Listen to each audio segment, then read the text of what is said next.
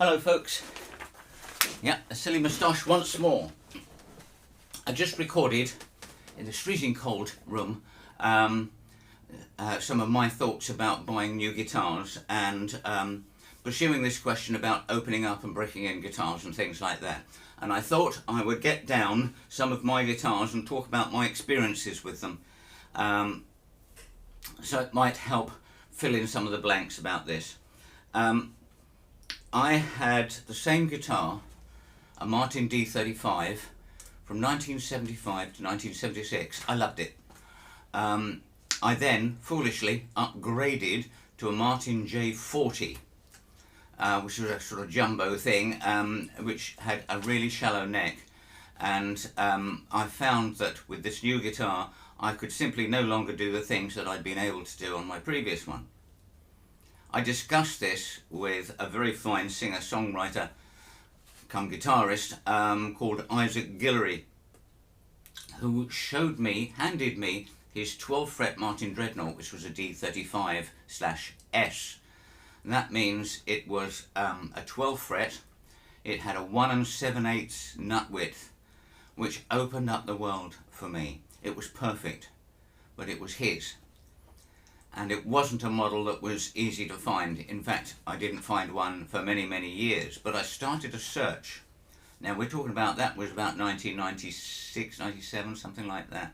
It wasn't until 1999, and with the help of a very helpful sales guy in a shop in central London, that I discovered my dream guitar.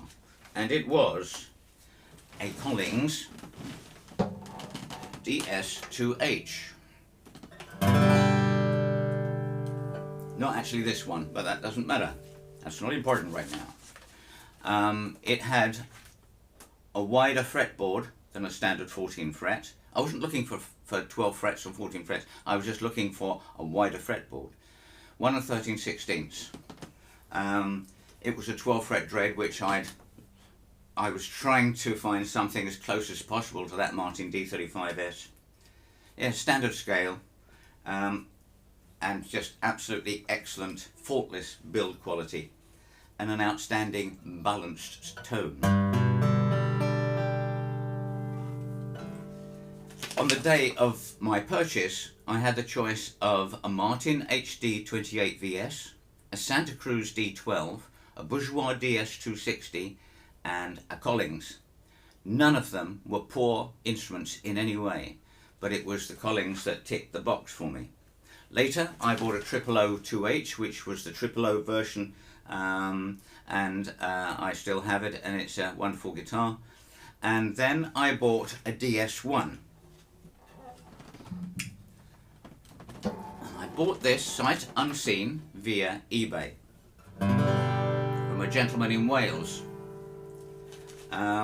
I got a very good price for it, and I had a dialogue with a gent, and when I received it, it was in absolute showroom condition.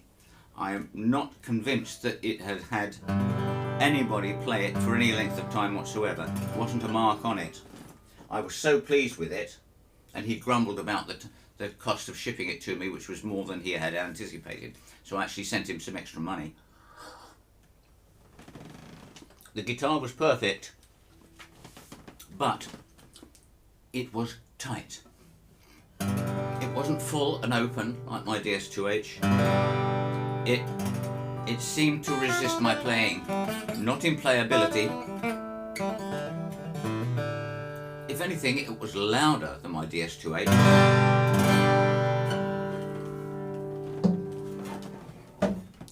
Oh, am I going to damage something making this video? I don't know, but it needed playing in. Well, because it was so loud and a bit brash, perhaps initially, it became my bluegrass guitar, and it certainly got played in there. So much so that it's already on its second set of frets, and it's a 2008 model, I believe. So after that it opened up really quickly, and I've got a rosewood one and a mahogany one, and I love them both dearly.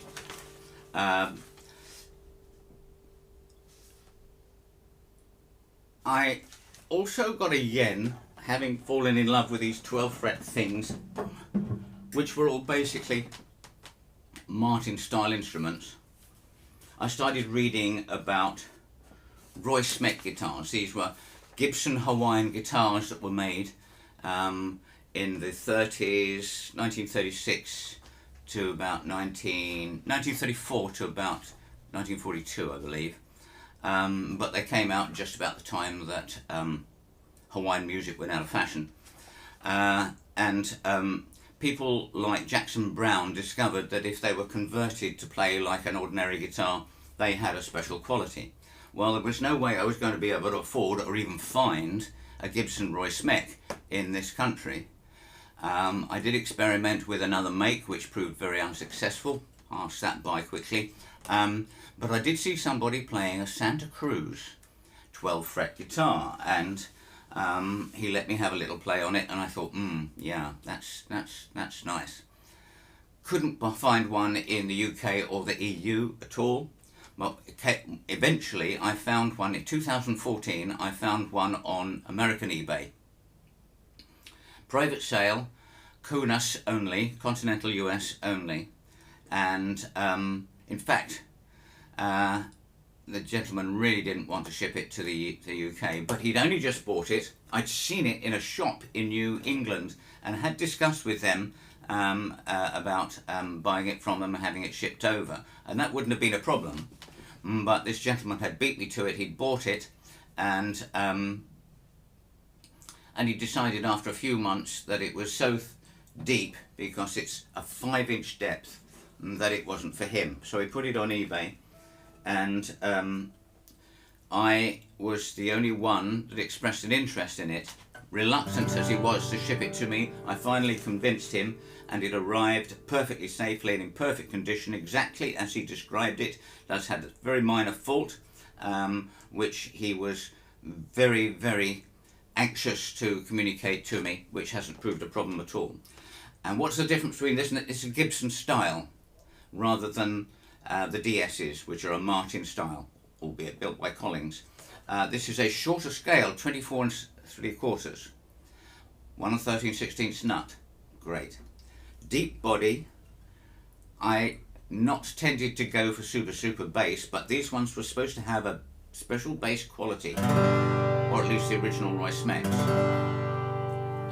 Gibson actually bought out the Jackson Browne models, and I tried 2 of them, and neither of them spoke to me.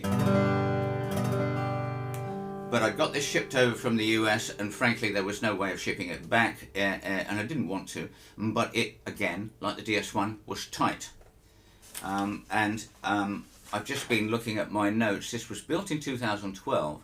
It was hanging up in a shop in New England for at least 2 years, and I bought it from this gentleman at the end of 2014. And here we are, 2020, and the other day I got it out and I thought, this is really now giving me that bass, not there, but in the middle, that thrum that I've been looking for. This is not a guitar that I tend to gig with, but it's a beautiful guitar, perhaps a little bit too beautiful. Can you imagine putting a scratch on that top? Occasionally I'll take it out when I do solo gigs and things, but it hasn't been taken out of the house a great deal.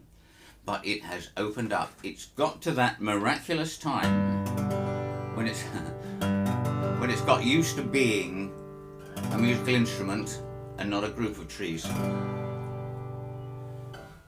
I don't know whether I used my tone right on this. I don't think I did. I think I used the tone right on the DS1, but I didn't kept any records. Or have I? And the other one that I wanted to share with you was my Waterloo WL12, which you've seen on previous videos. Well, you've probably seen all of these on previous videos. I took it into my head because I liked the music, particularly of Faris and Jason Romero. Check them out. And I noticed that Jason sometimes played a small Gibson L00 style guitar. So in 2016 I took it into my head to go and buy a Waterloo, no, a Gibson L00. And then of course I would be as good as Jason Romero, haha. Well, I wasn't. But there was a shop in driving distance from me, and they had 4 or 5 Gibson L00, different models, slightly different editions or whatever you want to call them. And so I went along hopefully to buy one of those. None of them spoke to me, or they had presentation faults and things like that. But there was a little display of Waterloos over in the corner. And so I asked the salesman if I could try one of those, and he said, which one would you like to try? And I saw there was a 12 fret. Well, I've got a thing about 12 frets, as you know. So I put this one down. And compared to the Gibsons, it was just so much better.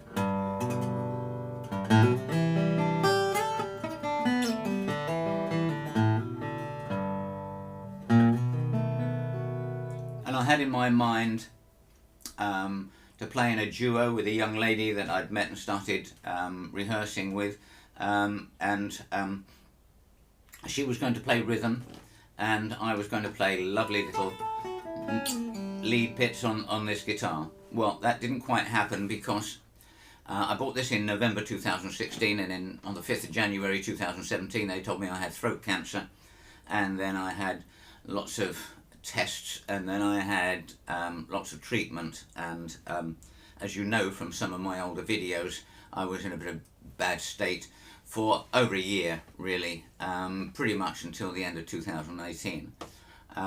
Didn't do so much gigging, didn't do so much playing.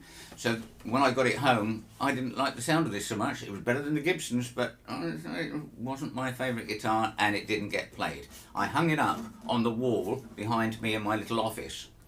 And when I wasn't in hospital or just laying on the bed recovering from the treatment, I was in my little office, and I had the radio on. I always listened to BBC Radio 4, which is talk radio, news, opinion, documentaries, drama and comedy. And this guitar was hanging up, and it was listening to that, and it was taking in all that resonance from the radio. When I say radio, it's a stereo DAB tuner with my great big 30-40-year-old speakers up on the wall. So you know, good resonance. The guitars behind me always sing along with their resonance.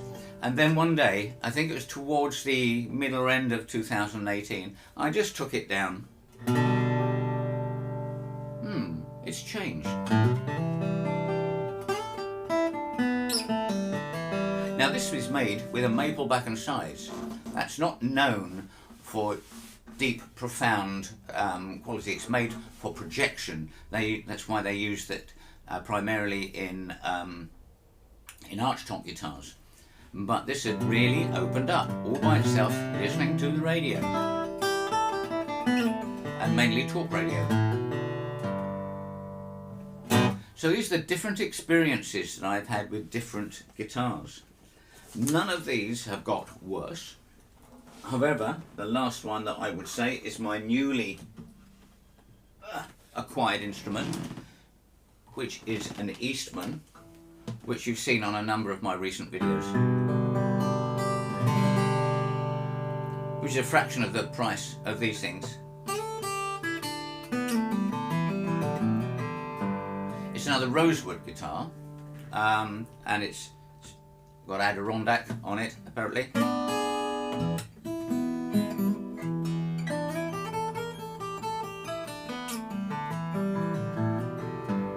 Tiny little guitar, enormous voice. In fact, I'm almost frightened about what this will be when it opens up. So there you are. That's all I wanted to say. I just wanted to use an illustration to say that buying sight unseen is not necessarily a bad thing. It's a calculated risk, of course, and And once you receive a guitar, especially if it's been unplayed, or if it's been played in a style very different to yours, you do need to put the work in. You need to get that instrument to resonate for your style of playing. And that's about it. So if you have been, thanks for watching, and as always, let me have your comments below, and if you feel like it, why don't you subscribe and look at some of my other videos as well. Okay, bye.